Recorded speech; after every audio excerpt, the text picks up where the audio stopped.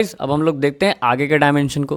देखो आगे के डायमेंशन में थोड़ा जो फॉर्मूला होगा ना थोड़ा डिफरेंट होगा, थोड़ा अलग होगा, ठीक है। तो देखो यहाँ पे सबसे पहला चीज़ आ रहा है अपने सामने स्ट्रेन। स्ट्रेन क्या होता है? अगर स्ट्रेन की बात करें ना तो स्ट्रेन मतलब होता है कि change in dimension by original dimension. जैसे कि सपोज दैट ये कहाँ पे होता है, तो ये एक्चुअली में हीट में होता है। जैसे कि मान लो सपोज दैट ये एक लेंथ है, अब अगर हम इसको हीट करें तो हीट करने के बाद क्या होगा कि ये थोड़ा सा अपना डायमेंशन क्या कर लेगा, चेंज कर लेगा। तो स्ट्रेन क्या होता है? स्ट्रेन में देखा जाता है कि वो अपने डायमेंशन को कितना चेंज कर रहा है ओरिजिनल के रिस्पेक्ट में, ठीक है। तो उसी को हम क्या कहते हैं, स्ट्रेन कहते हैं। अब ये लेंथ के साथ भी हो सकता है, ये एरिया के साथ भी हो सकता है, ये वॉल्यूम के साथ भी हो सकता है।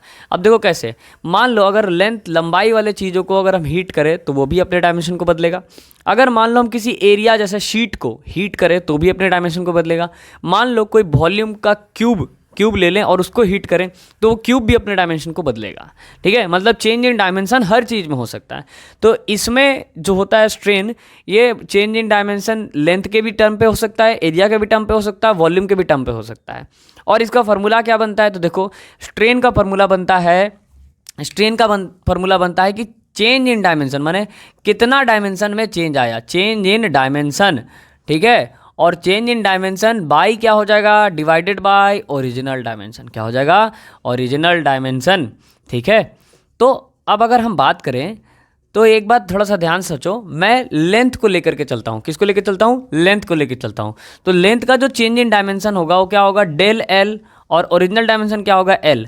और तुम खुद से सोचो, डेल एल को अगर देखें तो उसका यूनिट भी क्या है, मीटर है, और लेंथ का यूनिट भी क्या है, मीटर है। तो कट के वैल्यू आ जाएगा 1। मतलब कि स्ट्रेन का कोई यूनिट नहीं होता है और स्ट्रेन का कोई डायमेंशन नहीं होता है। अब आप में से बहुत सारे बच्चों को ये नहीं समझ में आ रहा होगा, सर ये डेल एल वगैरह क्या कर दिया आप। तो इसको थोड़ा सा हम और अच्छे से समझाते हैं। जैसे मान लो कि ये एक रड है, ठीक है, जिसका कुछ एल लेंथ है जो कि इनिशियल टर्म पे है, ठीक है। ये एल लेंथ जो इनिशियल पे है उसको हम L1 मान लिए, और कुछ देर के बाद उसको हीट करने के बाद इसका जो लेंथ है थोड़ा बढ़ गया, ठीक है। और जो लेंथ बढ़ा उसको हम मान लिए L2। ये डायग्राम थोड़ा सा हम एक लाइन में बनाते हैं, ठीक है। देखो ये वाला जो था ये इनिशियल लेंथ था, तो इसको हम L1 मान लिए। कुछ देर के बाद हीट देने के बाद ये लेंथ थोड़ा बढ़ गया तो इसको हम L2 मान लिए। अब अगर चेंज निकाले तो डेल एल से चेंज निकलता है, डेल एल माने चेंज। तो चेंज कैसे निकालेंगे, L2 माइनस L1, है ना। फाइनल कितना बढ़ा और इनिशियल, फाइनल माइनस इनिशियल करेंगे, L2 माइनस L1 करेंगे तो चेंज आएगा। अब इसमें एग्जांपल ले लेते हैं। मान लो L2 था 10 मीटर, L1 था मान लो 7 मीटर, और बढ़ के हो गया 10 मीटर। तो अगर हम माइनस करें तो 10 में से 7 को अगर घटाएं तो 3 मीटर ही तो आएगा ना। तो मतलब जो चेंज इन लेंथ आएगा वो भी किस में आएगा, मीटर में आएगा, और जो ओरिजिनल लेंथ है वो भी मीटर में था, है ना। तो दोनों कट के क्या होगा, 1 हो जाएगा। एरिया के टर्म में करें तो एरिया भी यही होगा, वॉल्यूम के टर्म में करें तो वॉल्यूम भी यही होगा, है ना। तो स्ट्रेन क्या होता है, स्ट्रेन होता है change in dimension by original dimension, और इसका कोई भी यूनिट नहीं होता है। आपसे अगर पूछ दे कि कौन सा ऐसा फिजिकल क्वांटिटी है जिसका यूनिट नहीं होता है, जिसका डायमेंशन नहीं होता, तो आप फटाक से बोलोगे क्या, स्ट्रेन, ठीक है, ओके। अब इसके बाद आ जाता है कोफिशिएंट ऑफ इलास्टिसिटी। क्या होता है, कोफिशिएंट ऑफ इलास्टिसिटी। अब देखो जो कोफिशिएंट ऑफ इलास्टिसिटी होता है, इसका जो फॉर्मूला होता है वो क्या होता है, स्ट्रेस बाय स्ट्रेन। क्या होता है, स्ट्रेस बाय स्ट्रेन। क्या होता है, स्ट्रेस बाय स्ट्रेन। अब तुम खुद से सोचो, हम लोग स्ट्रेस का डायमेंशन पढ़े अभी जस्ट, इससे पीछे वाला स्लाइड में हमने पढ़ा था स्ट्रेस का डायमेंशन, लेकिन जो स्ट्रेन है इसका तो सर डायमेंशन होगा ही नहीं। तो मतलब जो कोफिशिएंट ऑफ इलास्टिसिटी है वो पूरा पूरी किस पे डिपेंड करेगा, स्ट्रेस पे डिपेंड करेगा। और स्ट्रेस क्या होता था, क्योंकि देखो स्ट्रेन का तो कोई डायमेंशन है नहीं, तो ऊपर हो जाएगा स्ट्रेस और नीचे हो जाएगा 1। तो मतलब कोफिशिएंट ऑफ इलास्टिसिटी पूरा पूरी किस पे डिपेंड कर रहा है, स्ट्रेस पे। और स्ट्रेस क्या होता था, फोर्स बाय एरिया। स्ट्रेस क्या होता था, फोर्स बाय एरिया। और इसका अगर हम निकालने की कोशिश करें डायमेंशन, तो तुम खुद से सोचो फोर्स का क्या होगा, kg मीटर पर सेकेंड स्क्वायर, और एरिया का होगा मीटर स्क्वायर। ये मीटर से इसका स्क्वायर कैंसिल हो जाएगा, तो ओवरऑल क्या आ जाएगा, kg मीटर इनवर्स पर सेकेंड स्क्वायर। और इस चीज़ को हम डायमेंशन में लिखेंगे। अगर इसी चीज़ को हम डायमेंशन फॉर्मूले में लिखेंगे तो क्या लिखाएगा, kg का m मीटर पे पावर l पे पावर -1 और t पे पावर -2, ठीक है।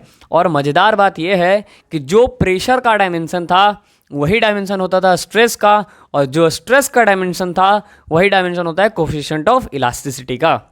अब मैं थोड़ा सा आपको आइडिया देना चाहूँ कि कोफिशिएंट ऑफ इलास्टिसिटी एक्चुअली में क्या होता है। देखो इलास्टिसिटी का मतलब कि जैसे आप किसी भी रबर वगैरह को घिसते हैं ना तो उसके अंदर एक्सटेंशन आता है ना, तो वही होता है कोफिशिएंट ऑफ इलास्टिसिटी, ठीक है। तो ये हो गया अपना क्या, कोफिशिएंट ऑफ इलास्टिसिटी, जो कि किसके बराबर है, स्ट्रेस के बराबर है। अब इसके बाद आता है सरफेस टेंशन। सरफेस टेंशन क्या होता है कि जैसे मान लो पानी है ना, तो पानी के सरफेस पे भी एक टेंशन लग रहा होता है, तो उसको हम कहते हैं सरफेस टेंशन। और वो क्या होता है, फोर्स बाय लेंथ होता है। जब आप इसको चैप्टर को पढ़ोगे सरफेस टेंशन, तो आपको समझ में आएगा कि ये क्या होता है एक्चुअली में। तो इसका फॉर्मूला क्या होता है, फोर्स बाय लेंथ होता है। क्या होता है, force by length, force by length, ठीक है।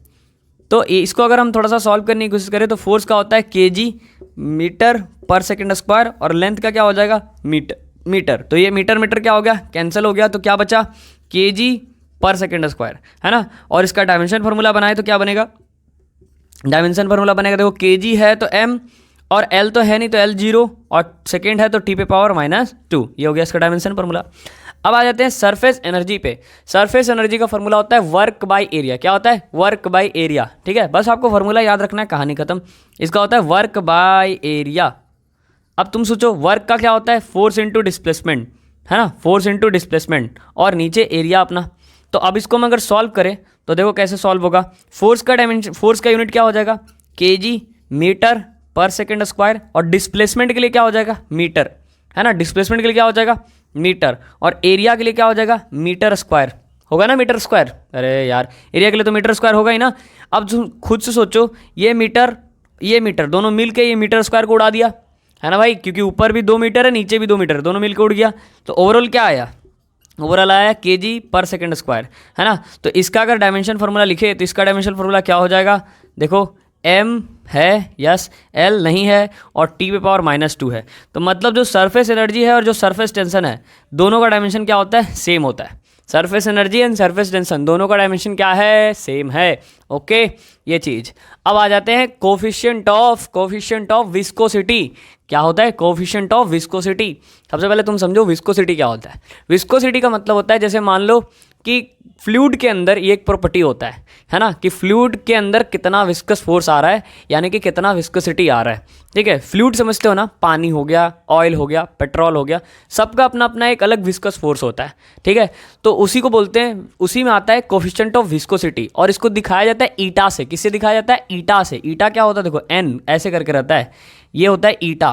तो ईटा से इसको दिखाया जाता है, किसको, कोफिशिएंट ऑफ विस्कोसिटी को।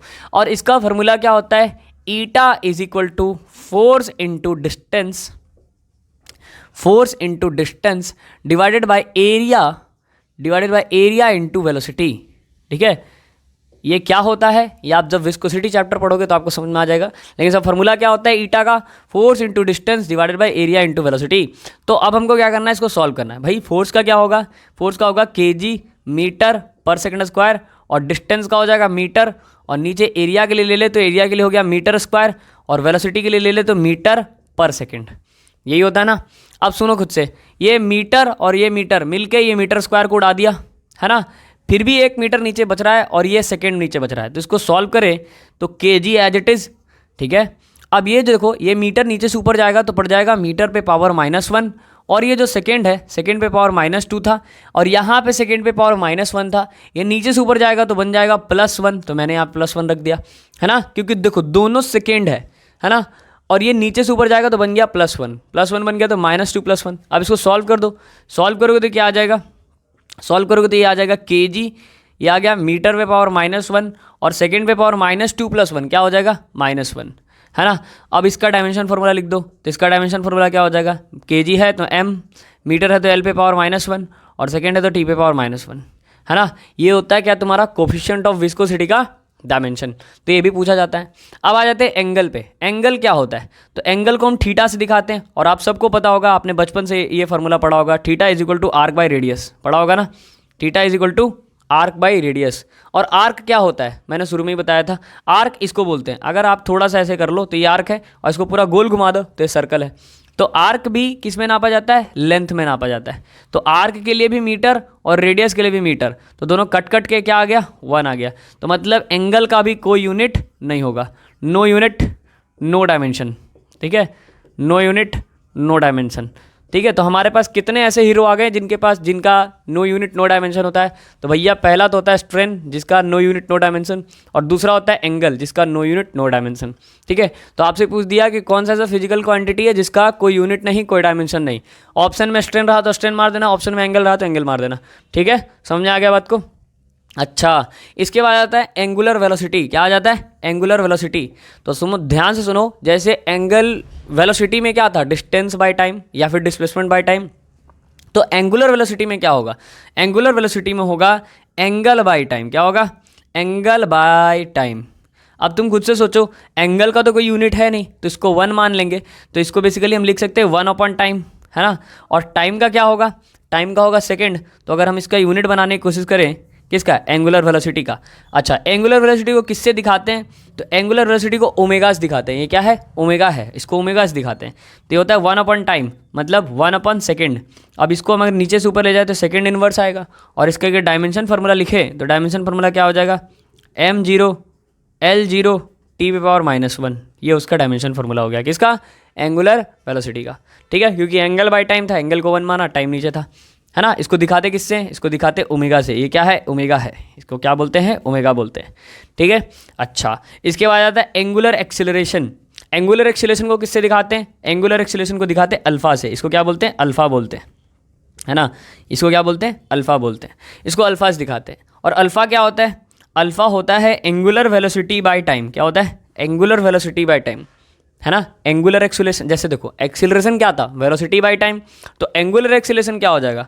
Angular velocity by time. और एंगुलर वेलोसिटी हमने क्या निकाला? 1 अपॉन टी।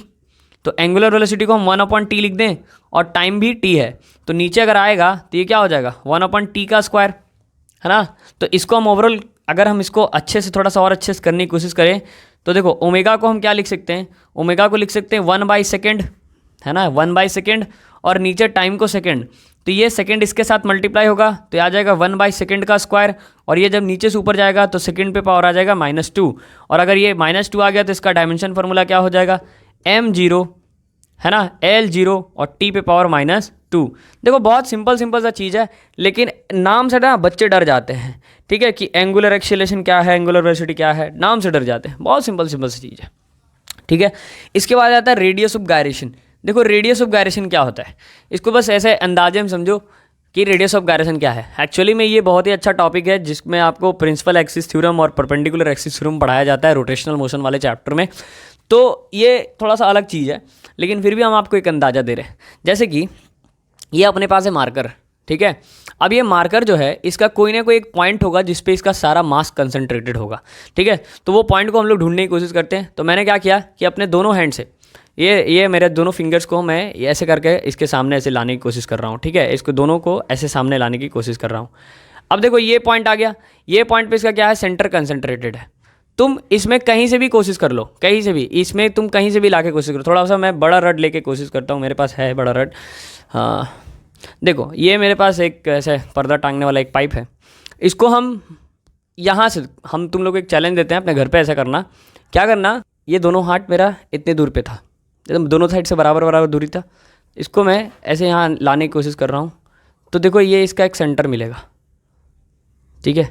ये इसका एक सेंटर मिल गया, ठीक है। ये पॉइंट सेंटर मिल गया। अब ये जो पॉइंट सेंटर मिला, इसको हम क्या कर रहे हैं, थोड़ा सा मार्कर से एरो कर ले रहे हैं, ठीक है। ये एरो आपको दिख रहा होगा, ठीक है। ये एरो आपको दिख रहा होगा, ये एरो हमने कर लिया। अब चैलेंज ये है कि तुम लोगों को क्या करना है, ये वाला जो मेरा हैंड है, ये पूरा ये देखो इस एंड पे है, और मेरा ये वाला हैंड इधर है, इधर इस एरो से बहुत सामने है। अब तुमको ऐसा करना है कि इसको ऐसे जगह पे मिलाना है कि जो इससे इधर आए। तुमको ऐसा लग रहा होगा कि ये हाथ इधर है सर का, ये हाथ इधर है, तो ऑब्वियस ही बात है सर का हाथ यहाँ शिफ्ट होना चाहिए, मतलब सेंटर यहाँ आना चाहिए। लेकिन ऐसा नहीं होगा, देखना मेरा हाथ यहीं पे रुकेगा। हम कुछ भी कर ले, मेरा हाथ यहीं रुकेगा। चैलेंज है, तुम लोग कहीं इधर उधर रोक के दिखा दो, मान जाएंगे।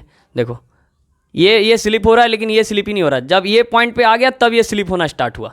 तुम खुद से करना, देखो फिर से देखो, ये यहाँ था। हम इसको कितना भी कोशिश करें ना, इस वाले हैंड को, ये वाला जो मेरा इस साइड का हैंड है, इसको हम कितना भी कोशिश करें ये घसकेगा ही नहीं।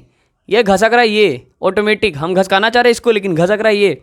और यहाँ पे जैसे ही बराबर पॉइंट पे आएगा ना, देखो ये बराबर पॉइंट पे आ गया, अब ये घसकना स्टार्ट हो रहा है, अब ये घसकना स्टार्ट हो रहा है, अब बराबर पॉइंट पे आए, अब ये घसकना स्टार्ट हो रहा है। और धीरे धीरे धीरे धीरे धीरे कितना भी कोशिश कर लें ये यही पॉइंट पे आके ही रुकेगा, ठीक है। तो ये वाला जो रेडियस होता है ना बाबू, ये जो रेडियस होता है यहाँ से यहाँ तक, इसी रेडियस को हम कहते हैं रेडियस ऑफ गायरेशन, ठीक है। थोड़ा सा समझने एक चीज़ था, समझ में आ गया होगा, ये करके देखना आप लोग घर पे, है ना, चैलेंज देना एक दूसरे को। तो ये होता है रेडियस ऑफ गायरेशन। और रेडियस है तो रेडियस को किस में नापते हैं, रेडियस को किस में नापते हैं, मीटर में नापते हैं, है ना। इसको किस में नापते हैं, मीटर में नापते हैं। तो सिंपल सी बात है यार, अगर इसको मीटर में नापते हैं तो इसका यूनिट मीटर हो गया। और डायमेंशन फार्मूला क्या हो जाएगा, इसका डायमेंशन फार्मूला हो जाएगा m0 l t0, खत्म कहानी, समझ गया, आ गया। तो रेडियस ऑफ गायरेशन ना देख के बच्चा डर जाता है कि अरे यार है क्या, कुछ नहीं है यार, इसका यूनिट क्या होता है मीटर, और डायमेंशन क्या होगा m0 l t0, ठीक है। तो कोई इशू वाली बात नहीं है। अब आ जाते हैं एंगुलर मोमेंटम पे। तुम याद करो मोमेंटम क्या होता था, मोमेंटम होता था मास इनटू वेलोसिटी, होता था ना। तो जब ये एंगुलर आ गया तो उसको रेडियस से मल्टीप्लाई कर दो, mass into velocity into radius, ये हो गया एंगुलर मोमेंटम, ठीक है। अब इसके लिए लिख दो, मास के लिए लिख दो kg, वेलोसिटी के लिए लिख दो मीटर पर सेकंड, और रेडियस के लिए लिख दो फिर से मीटर। ये मीटर मीटर मिलके क्या हो जाएगा, तुम खुद से बताओ, मीटर मीटर मिलके क्या हो गया kg, मीटर मीटर मिलके बन गया मीटर स्क्वायर, और ये हो गया पर सेकंड। तो इसका डायमेंशन फार्मूला अगर बनाए तो डायमेंशन फार्मूला क्या हो जाएगा, kg के लिए m, मीटर स्क्वायर के लिए l स्क्वायर, और सेकंड के लिए t पे पावर माइनस 1। ओके, ये चीज़ हो गया। अब आते हैं किस पे, फ्रीक्वेंसी पे। देखो फ्रीक्वेंसी क्या होता है, फ्रीक्वेंसी होता है 1 अपॉन टाइम पीरियड। क्या होता है, 1 अपॉन टाइम पीरियड, ठीक है। बहुत बच्चा लोग है ना ये 1 अपॉन टाइम पीरियड पढ़ लेता है, लेकिन एक चीज़ तुमको यहाँ पे कॉमन बताते हैं, फ्रीक्वेंसी बेसिकली साउंड के टर्म में देखा जाता है। तो ये 1 जो लिखा हुआ है ना, ये 1 वाइब्रेशन है, ठीक है। 1 ऐसी नहीं है, 1 वाइब्रेशन है। तो 1 वाइब्रेशन बाय टाइम पीरियड होता है वो। तो वाइब्रेशन का तो कोई यूनिट वगैरह है नहीं, इसीलिए 1 अपॉन टाइम पीरियड लोग पढ़ते हैं। तो अगर हम इसका यूनिट निकालने की कोशिश करें तो फ्रीक्वेंसी को म्यू से दिखाया जाता है। ये क्या है, ये म्यू है, म्यू से दिखाया जाता है फ्रीक्वेंसी को, और वो होता है 1 अपॉन टाइम पीरियड। तो इसको अगर हम देखें तो 1 अपॉन सेकेंड होगा ये, है ना। तो इसका यूनिट अगर देखने की कोशिश करें तो इसका यूनिट क्या होगा, इसका यूनिट होगा सेकेंड इनवर्स। और इसका डायमेंशन फार्मूला देखने की कोशिश करें तो ये क्या होगा, dimension formula is equal to m0 l0 t पे पावर माइनस 1, ठीक है भाई, ये चीज़ है। अब आ जाते हैं प्लैंक्स कांस्टेंट पे। ये प्लैंक्स कांस्टेंट क्या है, तो देखो प्लैंक्स कांस्टेंट बेसिकली ये फार्मूला याद रखो, E is equal to h mu. क्या होता है, E is equal to h mu. अब देखो ये जो H है, H होता है तुम्हारा प्लैंक्स कांस्टेंट। क्या होता है, प्लैंक्स कांस्टेंट, ओके। और ये जो तुम्हारा म्यू है, ये म्यू होता है तुम्हारा फ्रिक्वेंसी। क्या होता है, म्यू होता है तुम्हारा फ्रिक्वेंसी। और E जो होता है ये क्या होता है, ये होता है एनर्जी, ठीक है। E एनर्जी, H तुम्हारा प्लैंक्स कांस्टेंट, और म्यू तुम्हारा फ्रिक्वेंसी। तो अगर मेरे को प्लैंक्स कांस्टेंट निकालना है तो देखो कैसे निकलेगा। अगर हम यहाँ पे फिर से फार्मूला लिख दें, E is equal to h mu, E is equal to h mu. तो ये H को मेरे को निकालना है, तो H इज इक्वल टू क्या हो जाएगा, E divided by frequency, E divided by frequency. अब हमको क्या करना है, एनर्जी का यूनिट निकला है और फ्रीक्वेंसी का यूनिट निकला है, और तोड़ ताड़ के आंसर ले आना है। तो हम सबको पता है एनर्जी किसके बराबर होता है, अभी जस्ट हमने पढ़ा, एनर्जी बराबर होता है वर्क डन के, माने फोर्स इनटू डिस्प्लेसमेंट के। तो फोर्स का हो गया kg मीटर पर सेकंड स्क्वायर, और मीटर उसके साथ मल्टीप्लाई हो जाएगा, तो kg मीटर स्क्वायर पर सेकंड स्क्वायर, ठीक है। जो बच्चा पढ़ा होगा उसको समझ में आ गया होगा कि सर क्या कहना चाह रहे हैं। तो एनर्जी का क्या होगा यूनिट, kg मीटर स्क्वायर पर सेकंड स्क्वायर, और ये डिवाइड हो जाएगा किससे, फ्रीक्वेंसी से। देखो फ्रीक्वेंसी का क्या था, सेकेंड इनवर्स, तो यहाँ सेकेंड इनवर्स। अब इसको सॉल्व कर देना है इजीली। देखो सॉल्व कैसे होगा, ये kg metre square as it is, ये देखो सेकेंड पे पावर -2 है, नीचे से ऊपर जाएगा क्या बन जाएगा, +1 बन जाएगा। तो सेकेंड पे पावर -2 +1, ओवरऑल क्या आ गया, यानी ओवरऑल क्या आ गया, kg मीटर स्क्वायर सेकेंड पे पावर -1। और इसका डायमेंशन फार्मूला देखें तो इसका डायमेंशन फार्मूला क्या हो जाएगा, kg के लिए m, मीटर स्क्वायर के लिए l पे पावर 2, और सेकेंड के लिए t पे पावर -1, ठीक है। और ऐसा कहीं और भी हुआ है, ऐसा कहीं और भी, हाँ एंगुलर मोमेंटम में ऐसा ही हुआ है ना। तो प्लैंक्स कांस्टेंट जो है किसके बराबर है, एंगुलर मोमेंटम के बराबर। देख रहे हो कहाँ से कहाँ रिलेशन बन रहा है।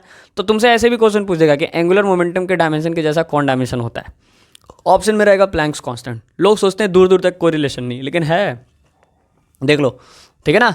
तो ये चीज़ है। अब आ जाता है वेलोसिटी ग्रेडियंट। देखो यहाँ पे 3 चीज़ है, velocity gradient, pressure gradient, force constant. ये तीनों जो है ना, तीनों एक तरह से समझो रिलेशन है। वेलोसिटी ग्रेडियंट में क्या हो जाएगा, velocity divided by velocity divided by distance, ठीक है, वेलोसिटी को डिस्टेंस से डिवाइड कर दिए। प्रेशर ग्रेडियंट में क्या हो जाएगा, प्रेशर डिवाइडेड बाय डिस्टेंस, ठीक है। और फोर्स कांस्टेंट में क्या हो जाएगा, फोर्स डिवाइडेड बाय डिस्टेंस, ठीक है, फोर्स डिवाइडेड बाय डिस्टेंस। बस इसके बाद तुमको खुद पता होगा, है ना। अब देखो इसमें सॉल्व करने की कोशिश करें, वेलोसिटी बाय डिस्टेंस, तो वेलोसिटी का क्या होता है मीटर पर सेकेंड, और डिस्टेंस तो मीटर मीटर कट गया तो क्या बचा, केवल पर सेकेंड बचा। तो इसका डायमेंशन फार्मूला क्या हो जाएगा, इसका डायमेंशन फार्मूला तुम लोग सबको पता है क्या होना चाहिए, dimension formula m0 L0 T पे पावर -1, है ना, थोड़ा जगह कमी है। अच्छा, प्रेशर बाय डिस्टेंस, तो प्रेशर का क्या होता है फोर्स बाय एरिया होता है ना, फोर्स बाय एरिया। तो तुम इसको पहले मैं सॉल्व कर देता हूँ यहीं पे। प्रेशर को हम क्या लिख सकते हैं, फोर्स बाय एरिया, और डिस्टेंस को हम क्या लिख सकते हैं, मीटर, है ना। तो फोर्स का अगर हम डायमेंशन लिखने की कोशिश करें तो kg मीटर पर सेकंड स्क्वायर, और एरिया का हो गया मीटर स्क्वायर। तो ये मीटर और मीटर स्क्वायर कैंसिल हो गया, मीटर नीचे से ऊपर चला जाएगा, है ना। तो देखो इसका क्या होगा, प्रेशर का डायमेंशन मैं डायरेक्टली यहाँ लिख रहा हूँ, प्रेशर का क्या होगा kg मीटर पावर -1 सेकेंड पे पावर -2, और नीचे आ गया तुम्हारा क्या, नीचे आ गया तुम्हारा मीटर। अब देखो ये -1 है और ये मीटर है, कटेगा नहीं, ये नीचे से ऊपर जाएगा, -1 और बढ़ जाएगा। तो ओवरऑल इसका क्या आएगा, देखो kg मीटर पावर -2, क्योंकि नीचे से गया ना ये +1 था, ऊपर गया तो -1 और बढ़ गया, और ये सेकेंड पे पावर -2। तो इसका डायमेंशन फार्मूला क्या हो जाएगा, डायमेंशन फार्मूला हो जाएगा m L पे पावर -2 T पे पावर -2, ठीक है। तो ये हो गया तुम्हारा क्या, प्रेशर ग्रेडियंट। अब फोर्स कांस्टेंट में क्या हो जाएगा, फोर्स डिवाइडेड बाय डिस्टेंस। तो फोर्स देखो, फोर्स का क्या होता है kg मीटर पर सेकंड स्क्वायर, और इसको डिस्टेंस से डिवाइड कर दे तो मीटर मीटर कट गया, तो क्या आ गया kg पर सेकंड स्क्वायर आ गया।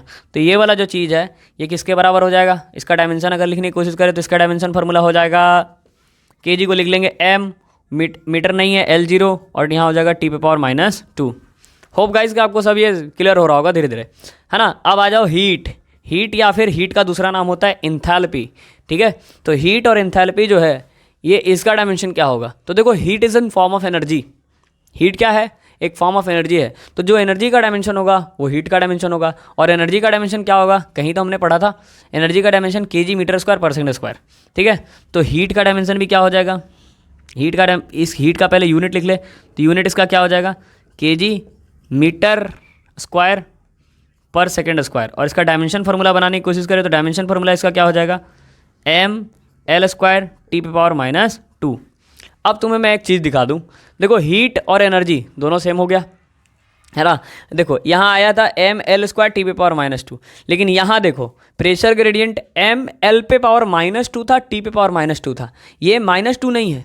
तो बहुत बच्चा लोग सोचता है कि प्रेशर ग्रेडियंट और हीट सेम है, नहीं सेम नहीं है, इस पे पावर -2 है, -2 नहीं है, इस पे पावर -2 है, तो ये सेम नहीं होगा, ठीक है ना। तो इस चीज़ को याद रखना, ठीक है। तो ये था कुछ और फार्मूला, अभी हमने 29 कवर किया है, हम लोग को टोटल 45 कवर करना है, ठीक है, 45 किसी भी तरह से।